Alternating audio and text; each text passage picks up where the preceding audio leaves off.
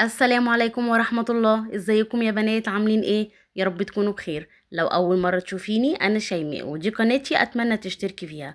بس قبل ما نبدأ، اللهم صل وسلم وبارك على سيدنا محمد. في فيديو النهاردة هكمل معاكم بقية المشتريات بتاعة الأسبوعين.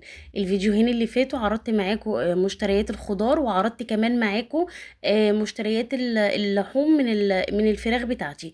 لقيت مفيش داعي ان انا اعمل كمان مشتريات المنظفات، لان هي كانت نفس المنظفات اللي انا جبتها الأسبوعين اللي قبليها. فأول حاجة بدأت بيها جبت 10 بيضات، ودي كان سعرها 55 جنيه. وجبت كمان 2 جبنة تركي ب60 جنيه. وجبت علبة ملكانة ب20 جنيه. وجبت كمان علبة جبنة عبور ب23 تقريبا جنيه أو ب22 جنيه. وربع كمان جبنة بيضة طرية ب35 جنيه. وطبعا يعني حبيبة بقى كل الأطفال في المدارس، النوتيلا جبت ربع كيلو ب35 جنيه.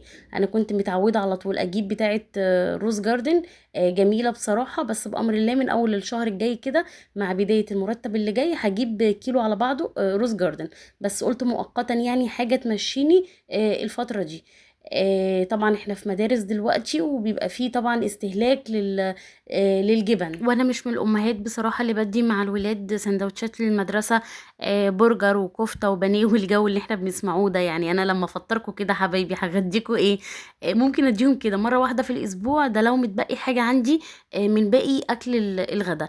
انما بقية الاسبوع لا، بمشي جبن كده زي ما انتوا شفتوه. مرة تركي، مرة حلاوة، مرة مربى، مرة بطاطس محمرة مع كيسين كاتشب. اجيب ساعات جبنة قريش كده واعملها لهم بالخيار برضو، بيحبوها. فالنظام الفطار عندي هو نفس النظام بتاع الفطار اللي بياكلوه في البيت. وجبت كمان ربع كيلو بليلة وغليته وسلقته، وعمل لي 3 اكياس كده زي ما انتوا شفتوهم. بحطهم في الفريزر، وبطلعها بصراحة بالليل كده على العشاء، بسخنهم للولاد مع شوية لبن. بيبقى عشاء خفيف برضو ومغذي واقتصادي في نفس الوقت. بالنسبة بقى للحاجات بتاعة العطارة، انا جبت الحاجات اللي تكفي بيتي انا لمدة اسبوع، وتكملة للي عندي. انا برضو لقيت عندي شوية حاجات اشتريت بس النواقص، ما حبيتش ان انا انزل السوق واشتري كميات كبيرة، عشان زي ما قلت لكم الفيديو اللي فات، مش عايزة احط فلوس واجمدها كده في مشتريات اكل عندي في البيت، وممكن انا ما استهلكهاش يعني لغاية اخر الشهر. جبت نص كيلو مكرونة اسباجيتي. وجبت كمان ازازة الخل بتاع قها، ده جميل قوي بصراحة، انا اول مرة اجيبه ولقيته مركز قوي. جبت كمان 2 كيلو ونص رز هيكفوني بأمر الله على مدار الأسبوعين. وجبت كمان ربع كيلو عدس أصفر عشان أعمل أكلة كشري. وجبت كيس بن. الحاجات دي بقى كانت بتاعة التموين بتاعتي. جبت كيسين مكرونة وازازه زيت كمان، وكيس ملح. انا بامر الله الحاجات دي على بقيه الحاجات اللي موجوده عندي في الدولاب بتاع الخزين هيقضوني بامر الله على مدار الاسبوعين اللي جايين. ما حبيتش بصراحه ان انا اجيب اي بقوليات ولا عدس، ولا عدس بجبه يعني، ولا فاصوليا ولا لوبيا ولا الكلام ده كله.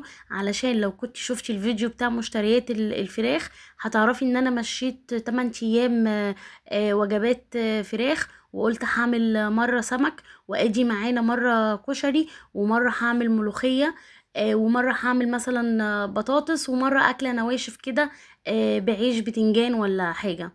فبالنسبة لي كده هيكون الغدا بتاع الاسبوعين تمام موجود عندي في البيت. حبيت بقى ان انا اوريكم طريقة تخزين الملوخية في الفريزر. بتقعد معايا من السنة للسنة وبطريقة سهلة قوي. بعملها بالهاند بلندر. بصراحة الاول ما كانتش بتظبط معايا، بس في شوية تريكات كده مع الممارسة، ومرة على مرة عرفت الطريقة اللي تخليها تنجح معايا وتبقى شبه الاكياس الجاهزة. اهم حاجه لما تيجي تقطفي الملوخيه، شفتوا العرق اللي انا كنت بوريهولكوا او العود الصغير ده؟ اهم حاجه لازم تشيليه، عشان لما تيجي تضربي بالهاند بلندر ما يكونش خشن معاكي وتلاقي فيه زي شعر كده او فتل كده في قلب الملوخيه بعد ما تتضرب. فانتي حاولي على قد ما تقدري وانتي بتقطفي الملوخيه تشيلي العنقود دوت كده، علشان ما يبقاش صعب يعني في ضربه في الهاند بلندر. دي اول حاجه. تاني حاجة لما تيجي تشتري الملوخية لازم تكون الورقة ذات نفسها طرية وخفيفة، ما تكونش ورقة ناشفة كده وخشنة في ايديكي، علشان برضو مش هتديكي طحنة كويسة او فرم كويس مع الهاند بلندر. دول التركتين دول بصراحة لو مشيتي عليهم بالظبط هتديكي ملوخية جميلة وملوخية ناعمة اكنك مخرطاها، وهتفضل معاكي كمان خضرة في الفريزر. نيجي بعد كده بقى للسلق بتاعها. انتي بتحطي ميه بس على النار، واول ما الميه دي تغلي معاكي بتنزلي ورق الملوخيه وتخليه تقريبا حوالي دقيقتين 3 دقايق مش اكتر من كده. وبعد كده تروحي مطلعاها على ميه ساقعه من التلاجة او ميه فيها تلج. انا بصراحة ما كانش عندي تلج، فجبت ازازة ميه ساقعة من التلاجة عادي وطلعت عليها كده اول ايه دفعة كده. انا طلعتها من الميه السخنة على الميه الساقعة. وبعد كده بحطها شوية تحت الحنفية تنزل الحرارة بتاعتها كلها. لازم الملوخية بتاعتي تبرد على طول، ما ينفعش تحتفظ بالسخونية بتاعتها علشان ما تسودش معايا. في الوقت اللي انا كنت حاطة فيه المرة دول على النار، انا كنت دلوقتي عمالة اغطسها في المية الساقعة، وفتحت كمان عليها الحنفية علشان تبردها لي بسرعة. التركاية دي بتحافظ لك بقى على لونها ان هو يفضل اخضر معاكي، انك انتي تاخديها من ميه السخنه وبعد كده تطلعيها على طول على ميه ساقعه وتبرديها كمان بسرعه. تمام. بصوا دي كده تاني مره انا طلعتها. انا كنت جايبه لو تفتكروا نص كيلو متقطفه كانوا ب15 جنيه. هعمل منهم ما شاء الله 3 اكياس، وهطبخ منهم كمان طبخه قدامكم. وبعد كده بطلعها بقى على مصفى وتصفي كل الميه بتاعتها. انا الكميه دي اخدت معايا بالظبط كوبايتين ميه ساقعه. لازم الميه تكون ساقعه، ما ينفعش تكون ميه من الحنفيه، وما ينفعش كمان تكون ميه دافيه. عايزه تعمليها بشوربه علشان لما تيجي تطبخيها طعمها ما يخفش معاكي وتبقى طعمها دسمه كلها، وعاملاها بشوربه تمام. بس انا بالنسبه لي بصراحه لا، اخدت كوبايتين ميه ساقعين من التلاجة برضو، وبدات بقى ان انا انزل نص الكميه كده مع اول كوبايه، واضرب زي ما انتوا شايفين ضرب متقطع، ما شغلهاش كلها افضل حاطه صباعي كده على الزرار مره واحده، لا ضرب متقطع كده. وافضل طالعه نازله بالهاند بلندر. لو ما فيش طيب هاند بلندر، انا قبل ما اجيبه والله كنت بشتغلها بالخلاط عادي خالص، وانزل كوبايه الميه وانزل الورق كده بتاع الملوخيه حبه حبه، واطفي واولع واطفي واولع لغايه ما تحسي انك انتي خلاص مش شايفه فيها اي ورق ملوخيه. بصي علشان تعرفي كمان النعومه بتاعه الضرب بتاعك انت وصلت لها لايه، جيبي ظهر المعلقه كده وغطسيه في قلب الملوخيه وطلعيها، هتلاقي الفتافيت بقى بتاعه الملوخيه حتت تخينه على حتت صغيره. انت شوفي بقى القوام اللي انت عايزه توصلي له. يعني انا قلبت كده تقلبتين كده بالمعلقه السيليكون دي، وبصيت في ظهرها كده لقيتها لا، لسه فيها حتت ملوخيه خشنه ما اتفرمتش كلها. فكملت ضرب كده زي ما انتوا شايفين، وكان لسه برضو معايا كمية ورق ملوخية مسلوقة ورا لسه ما ضربتهاش. شايفين كده القوام بتاعها واصل عامل معايا ازاي، عاملة اكنها حنة كده بتاعت زمان اللي هي المعجون دي، وتخينة كده في نفسها. شايفين اللون كمان، عايزة اقول لكم ان لونها اخضر قوي، بس الاضاءة بتاعت الكاميرا كانت بتعكس معايا. انتوا لو تاخدوا بالكم هتلاقوا في ساعات لونها بتفتح كده ولونها بيرجع اخضر تاني. ده بسبب حركة ايدي قدام الفلاش بتاع الموبايل. بس هي والله للأمانة خضرة جدا وجميلة، وكلها اخدة نفس التخريطة، يعني نفس مفيش ورق، مفيش حتت كبيرة، مفيش حتت صغيرة.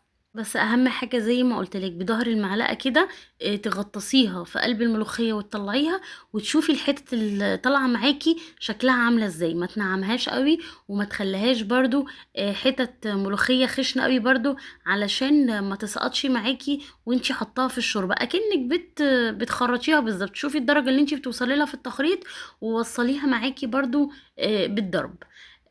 حطيت كمان دلوقتي قلت هعملها معاكم، كان في شوربة على النار، وحطيت حوالي 5 أو 6 مغارف كده من اللي انا عاملاهم، وبدأت ان انا اقلب فيها علشان اشوف القوام بتاعها. بصوا بقى لونها جميل ازاي واخضر ازاي، يعني اكنها متخرطة بمخرطة كلها نفس المقاس، عاملة عرق. وشايفين اللون كمان جميل ازاي، مش عشان ان انا سلقتها في مية كده لونها يتغير معايا ويسود معايا. وهوريكم كمان بقية الكمية وانا بخزنها عاملة ازاي. وفي مرة كمان هبقى اطلعها من الفريزر واطبخها كمان قدامكم وهي متجمدة، علشان تشوفوا قد ايه هي لونها حلو، قد ايه هي كمان سهلة. شايفين القوام بتاعها عامل ازاي وعاملة عرق، مش ساقطة مني ولا اي حاجة ولا لونها مسود. انا كده حسيت ان هي هتبدأ تغلي معايا، فهديت عليها النار شوية عبال ما اعمل بقى طشة التوم بتاعتها. ملوخية عادية خالص في عمايلها ما فيهاش اي حاجة، بس انا كنت قاصدة بصراحة ان انا اعملها معاكم علشان تشوفوها. الملوخية حلوة اليومين دول ولسه سعرها رخيص ولسه كمان خضرة، ما نشفتش. جيبيلك كام كيس كده، كام كيلو اسفة، وحطيهم في الفريزر. هينفعوكي بقى رمضان جاي علينا، هينفعوكي يوم كده الولاد جايين من المدرسة وانتي مستعجلة ومفيش اي حاجة محضراها، هتطلعي كيس كده على شوية شوربة مع شوية مرقة وعادي تمام، هتبقى طعمها حلو برضو. بصوا، علشان ابقى موصله لكم الصوره كلها كامله وبكل صراحه، هي مش زي الملوخيه المتخرطه، بس هي احسن من اللي بتتباع في المحلات في اكياس المتفرزنه، اللي هي سواء كانت بسمة او جيفريكس. فمقارنة يعني الاسعار ببعضها، لا التانيين ب18 وب20 جنيه، انما دول انا جبت ب15 جنيه. عملوا لي 3 اكياس وكميات والله اكتر من الكمية اللي هي متفرزنة. لونها جميل. شايفين؟ بصوا انا هنا كنت بقى بوريكم تبصي على ظهرها ازاي وتشوفي التخريطة عاملة ازاي. هتلاقيها كلها مقاسها متوسط كده وقد بعضها. بس هي كملوخية متخزنة ومضروبة كمان بالهاند بلندر او في الخلاط، حلوة مش وحشة وشغالة. ولا واعملها على طول، طول ما هي موجودة في السوق اجيب واخزن منها في الفريزر، احسن برضو من بتتباع جاهزة. استغلي بقى فرصة ان الولاد الصبح بيكونوا في المدرسة، وقتلك 2 كيلو ب2 كيلو كده، واعمليهم بايديكي، مش هياخدوا منك وقت خالص. يعني وهيدوكي كمية كويسة. الملوخية رخيصة خالص اليومين دول. وما تنسيش اهم حاجة زي ما قلتلك، لازم تشتري الملوخية اللي تكون ورقتها طرية وخضرة وناعمة، عشان لو جبتيها خشنة وناشفة مش هتتفرم معاكي كويس، سواء في الخلاط او في الهاند بلندر. هنا بقى بقية الكمية اللي متبقيالي كده هقسمهم معايا على كيسين. شايفين اللون حلو ازاي؟ لونها اخضر، وزي ما قلتلكوا يعني انا بنقلكوا والله العظيم كل حاجة بالامانة، هي مش زي المتخرطة بس احسن من بتاعة الشركات. فلو انتي بتحبي بتاعة الشركات وبتجيبيها وبالنسبة لك تمام، لا خلاص دي هتديكي نتيجة افضل منها. ده كده الكيس التاني هعبيه معاكم. وفي مرة ان شاء الله برضو هبقى اطلع كيس من الفريزر وهي متجمدة واطبخها واوريها لكم واقول لكم دي الملوخية اللي انا كنت مخزناها معاكم بالهاند بلندر. يا رب يكون الفيديو كان خفيف عليكم واستفدتوا منه ولو بأي حاجة صغيرة. ولو وصلتي معايا لغاية هنا ما تنسيش اللايك والكومنت بتاعك، وتفعلي كمان زر الجرس على كلمة الكل علشان يوصلك مني كل فيديو جديد انا بنزله. القناة بتاعتي يا بنات لسه صغيرة ومحتاجة دعمكم، وان شاء الله تكبر معاكم. ويا رب يكون الفيديو عجبكم، واستنوني في فيديو جاي جديد ان شاء الله. والسلام عليكم ورحمة الله وبركاته. مع السلامة.